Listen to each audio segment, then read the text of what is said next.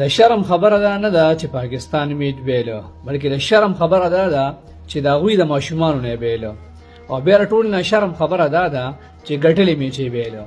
لکه تاسو خپله سوچ وکئ مړه چې په 248 رن باندې ستا 3 لوبغاړي اوټ وي، بابر اعظم هم خو چې کوم دی رډي ولاړ وي، ښه ګرم ولاړ وي، سلمان علي اغا مو سره ښه برابر ولاړ وي، او 12 اورونه پاتې وي، او غونډه د لسکم سلمان پاتې وي. ته ماته ده ووایه چې په دې پیچ مایده کېږي او که نه، او بیا نه که نه بابر اعظم هم اوټ شي، ورباندې سلمان علي اغا هم اوټ شي، زه هغوی خپل کار سرته ورسو. خو دا باقي پاتې چې کوم دی دا طیب طاهر دا رقم مرض دوی ده، دا عرفان خان نیازي دا رقم مرض دوی ده.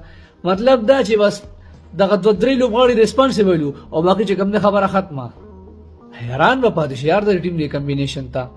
رضوان خبره بس وي یا تو وین ہے یا تو لن ہے، په دا ټیم به زمونږ لن وي او لن باندې چې کوم دی سیسټم به روان وي. لکه د ماشومانو نه مونږ چې کوم دی بس مونږ میچ بیلو، دا خو نیوزیلینډ نه دی ګټلی دا میچ، دا خو به مونږ بقص بیلو، دا به مونږ بیلو، دا هغوی ګټلی نه دی.